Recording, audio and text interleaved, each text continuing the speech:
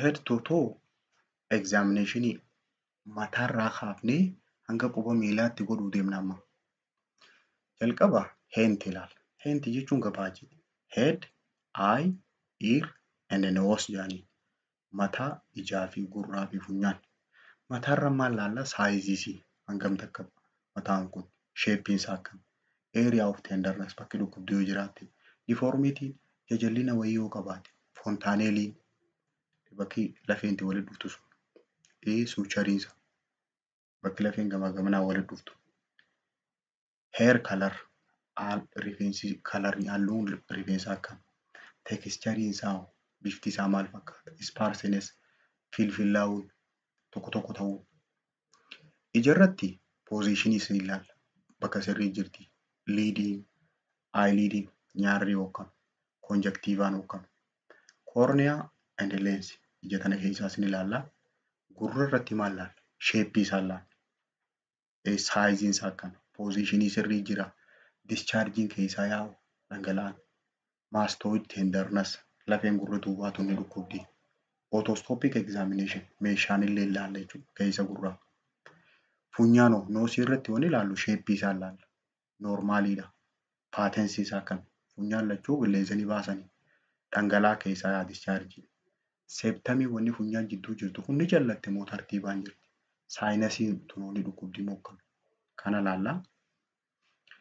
During ear examination yeroo gurra ilaallu otoscopiidhaan ijoollee ama 3 gadiitiif pin eyes pull down and back.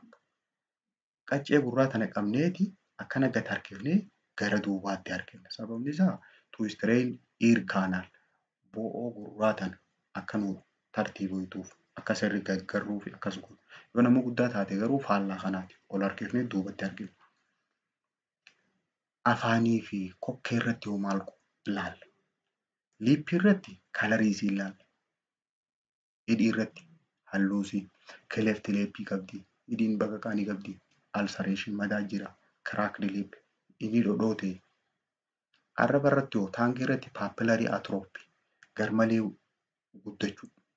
Thrush wanni adiin keessatti maragatee jira jechuudha. Dryness arrabni goggogaadha. Ilkee irratti maal ilaalla? Fiizii irratti nambariisii lakkoo isaa meeqa? Keerii ni qabdi. Dental keerii waan gugurraacha ni qabdi. Gamma hypertrophy ergoon tunoo humnaa ol guddatte. Farnax irratti kokkee keessa yeroo kan ilaallu hyperemia ni diimatti. Swelling of tonsil yeroo ni farraba xiqqaa san ilaallu ni dhiita'e. Exudatii qaba waan akka eelaa fa'a. Lymphoglandular system lymphinoid irratti. Lymphinoid jechuun xalayaa xixiqqishee akka firiisan. Lymphnode at their respective area bakka jirtu wajjin laalla. Breast examination. Breast harmallee ni qoranna. Salivary gland xannachoota gurraatis. Thyroidiidhaas xannachootaas ni laalla. Respiratory system yeroo laallu mallitti ilaallu technical physical examination in afuri. Jalqaba ijaan laalleeti palpate goonee parkas goonee dhodhooynee achi booda meeshaan dhageeffanna. Auscultation. During inspection yeroo ijaan laallu jalqaba symmetry chestii kana laalla. Chestiin tun wal fakkaatti jira. Movementiin isii yookaan chestii olii kun dhaabni qomaa kun hoggaa hafuura fudhattuu fi baafattu kana wal qixa deema. Also inspect breathing pattern. Haala hafuura baafannaasii abdominal breathing dha jirti. Ka garaati moo chestiidha. Kamtu sirriitti ol ka'uu jira. Ilaalla. Respiratory system gaafa ilaallu suuraa tanarra kan mul'atu kana ilaalla jechuudha. During palpation gosa lama jira yeroo harkaan qaqqaban. Light palpation fi deep palpation. Light palpation jechuun gubbuma tanarra suuta qaqqabachuu jechuudha. To detect lesion in the mass. Dhiita yoo qabaattee fi madaa yoo qabaatte suuta kanatti sarara sarkulaarii geengoo godhaa laalla. Deep palpation ammoo to palpate internal organ like liver and spleen. Orgaanota caasaalee jalaan jiran san adda baasuudhaaf akka tiruutii fi spileenii fa'aa adda baasuudhaaf sirrii qaqqaban. Percussioniin dadhabuu jechuudha. Put patient in supine position or side lying takkaa duudaan ciibsitaa yookaan immoo cinaacharra ciibsitaa achi booda ni dhodhooyta. Yeroo dhodhooytu sagaleen ati dhageessu taakkan timpaanikiidha. Takka dibbee. Hyper rezonaantiidha. Ni iyyiti humnaa rezonaantiidha. Daliidha. Moo filaati. Mallattoon tun hundi waan agarsiiftu qabdi. During auscultation yeroo meeshaan dhageeffattu maal dhageeffattaa use for to assess flow of air. Sochii qilleensii through bronchial tree. Bronchialii kana keessa itti deemu kana dhageeffatta. To evaluate presence of fluid or solid in lung structure. Dhangala'aa keessa jira moo somba kana keessa moo waan jajjabduu keessa jira moo nagee qabaattiin adda baafta. Imaginary line irra godhattu qoma kanarratti. Anterior axillary line. Akkanatti axillary line jechuun walakkaa tanaan akkana gabbaafta asirraan gabbaafta tokko. Mid clavicular jechuun asirraan walakkaa clavicleedhaan akkana gabbaafta. Mid sternum irra. Posterior axillary line gara duubaatiinis scapularra. Vertebral line duudarraan akka gatte. Stethoscope fayyadamtee ulee move from side to side cinaa bitaa fi mirgaa walqixa dhageeffachaa deemta. Sararri nuti jennu bakka ati irra dhageeffattu si agarsiisa. Anterior chest irratti gara fuulduraatiin asirra dhageeffatta. Tokko, lama, sadii, afur, 5, 6, 7 jechaa fuula kana duraan. Gara duubaatiinis akkasuma dhageeffatta. Forziriipii fi T1 irratti kun karaa duubaati. Duudaati. Posterior chestiin kun. Possible site of retraction.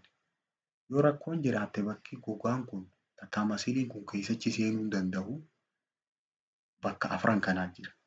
Bakki afran kun tokko supraclavicular line. Supraclavicular jechuun clavikilii kanaatiitu asiin keessa gasseenu jira. Asiin keessa gasseenaa. Bakki keessa gasseenuu dandeessu bakkaan gahan. Supraclavicular jechuun clavikilii kana jala.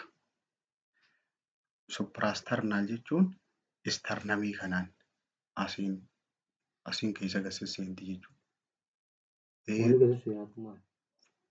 Gogaa kana masilii kana kanaatiitu yeroo hafuura fudhatu keessa gasseen akkatti keessa gakkokutu. Intercostal jechuun cinaacha jidduu cinaachaa tana. Subcostal jechuun costa as jala cinaachaa. Substernal jechuun sternamii kanaan jala. Bakki saayitiin subcostal intercostal keessa gasseenti hoggaa jaan yoo rakkoo breathingii qabaatte kanaa keessa gasseen. Isa kana yeroo ilaaltu while child or infant is quiet. Yeroo isin iyyutti hin jirre yeroo isin nagaan ciiftu. Mallattoon wanni ati asirratti barbaaddu maali? Red flag jaanii alaabaan diimtuun ati ilaaltu 2. Giraantiingiidhaa fi nasal filaringii aaduu jechuudha. Giraantiingiin aaduu jechuu saniifi nasal filaringii jechuun funyaan kun baq jechuudha. Waa kana lamaan laata. Breathing soundiin gosa 3 jira. Normaaliin bronchialii jira. Bronchialiin kun tiraakiyaa gubbaa dhagahama. Vesicular breath soundiin sagalee sooftii taate. Swishing nose hafuura akka inni seensisee baafatu. Saniitiitu entire surface of lung naannawa sombaa kana hunda dhagahama yeroo normaaliidha. Broncho-vesiculaariin ammoo bakki itti dhagahamtu over manubiram. Manubiram jechuun bakka isiin tun irraa gaggaatu tana asirra dhagahamti. And upper intrascapular region duuba kanaan gara lafee scapula tanaan gubbaa asirratti gubbaa qabdee dhageessa. Broncho-vesiculaariin ka tiraakiyaa irra dhagahamuu fi ka sombarra dhagahamu waliin achi dhagahama.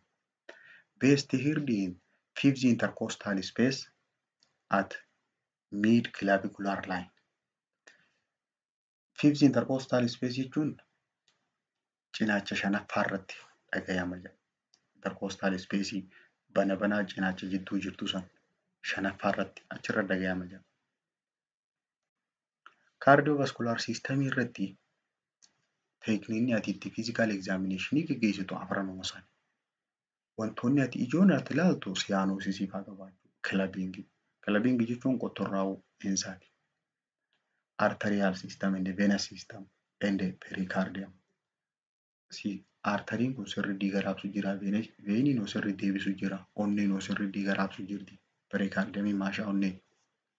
Teekniikni isaa inspection, palpation, percussion and auscultation. Palpation over 4 area.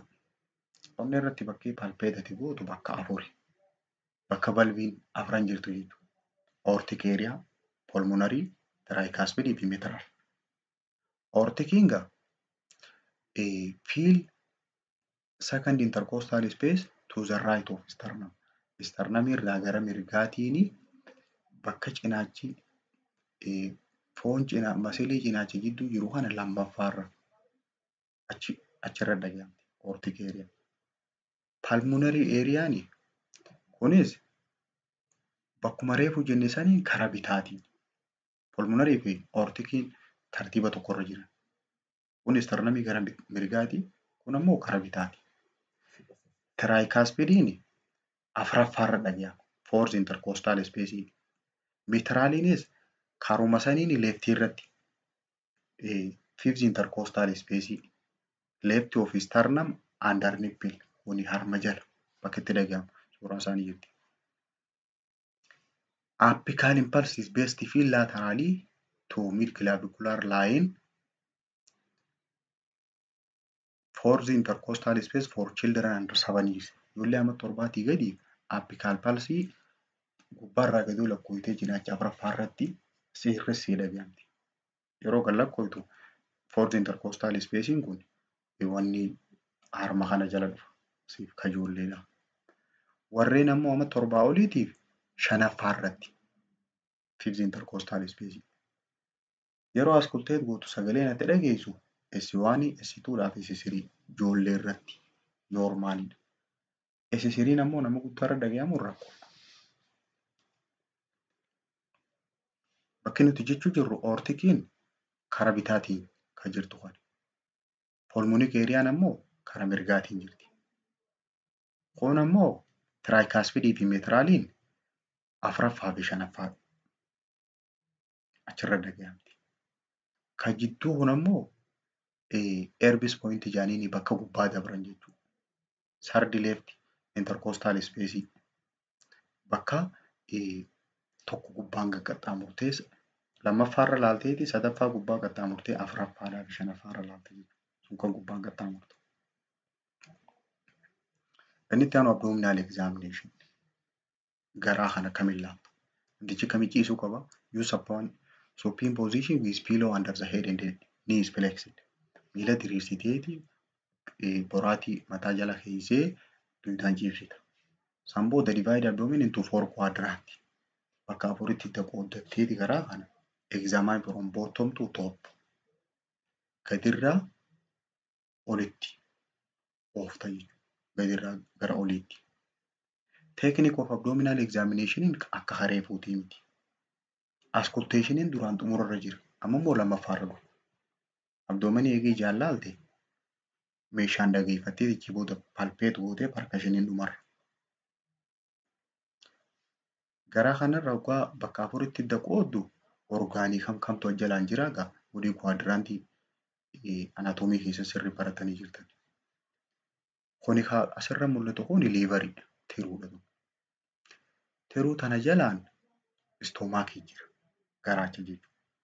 Istoomaakii kana gara duubaatiin ispiliinii jira. As jalaan kuni kan mul'atu kuni marrimaan furdaa. Marrimaan qal'aan ammoo as keessa jira. Hin mul'ifne malee. Kan gaxaanu kuni hidda dhiigaa jira. Oortaa jechuudha. Abdominal oortaan isa kana isa diimaa kana. Kun ammoo kan gara duubaatiin jiru sun vena cava. Sun kan ol deebisu. Kan dirraa ol deebisu. Kun ammoo kan garraabsu.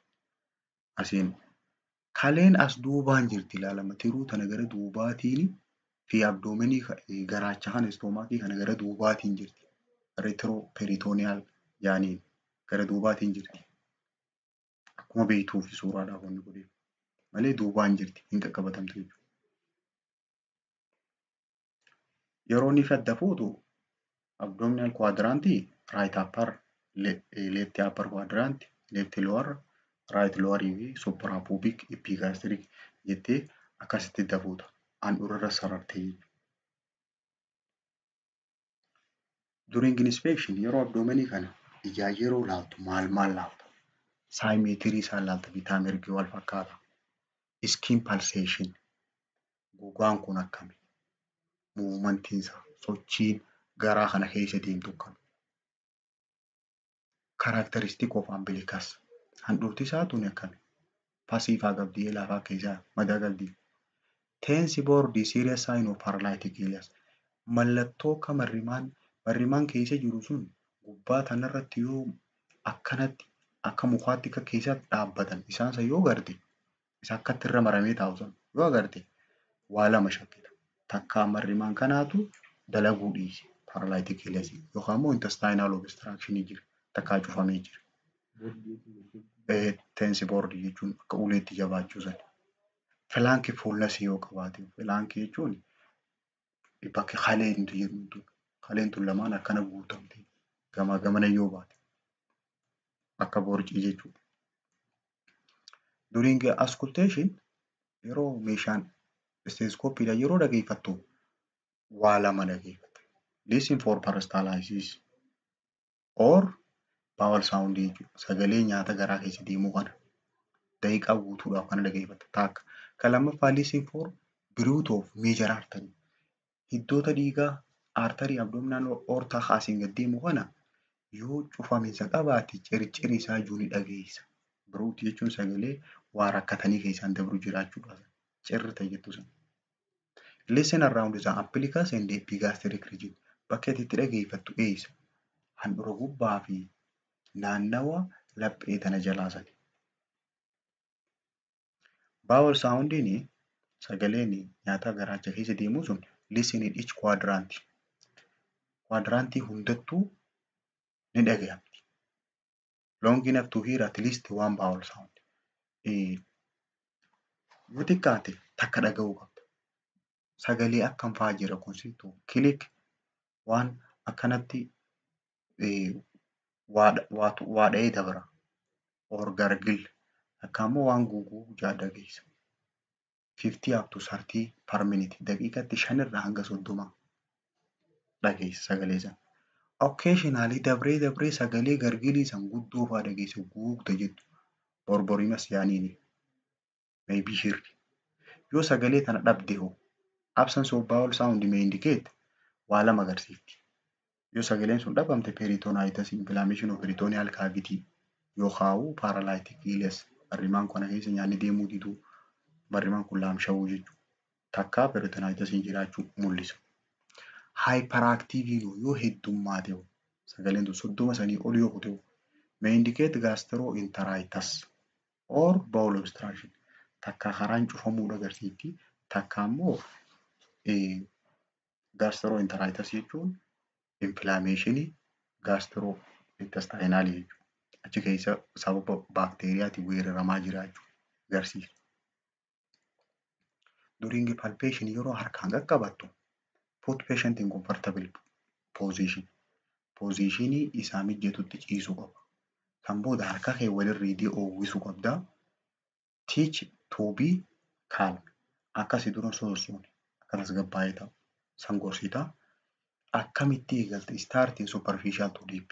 Dura gubbaa kanarra qaqqabatteeti achi booda sirriitti qaqqabatte jechuu deebiin. Let any tender area. Bakka dhukkubduu yoo jiraatte gaafatteeti bakka sammaa isa goota. Palpate lower quadrant and upward. Gadii tana qaqqabattee gadirraa akkan ooluu qabachaa deemta jechuudha. For liver, spleen and kidney. Tiruudhaa fi kaleedhaa fi kana laaluudhaaf gadirraa akkanatti ooluu qabachaa deemta jechuudha. Gadirraa oolu. Yeroo qabattu tana maal laalta? Notice local tenderness bakki dhukkubdu yoo jiraatte. Rebound tenderness rebound jechuun dhukkubbii yeroo qaqqabdu hin dhaga'amne yeroo harkarraa fuutu garuu harka san fiigeesii qaba akkasumatti karra teessuu fedha. Mass or organ enlargement orgaaniin dhiitee yoo jiraate.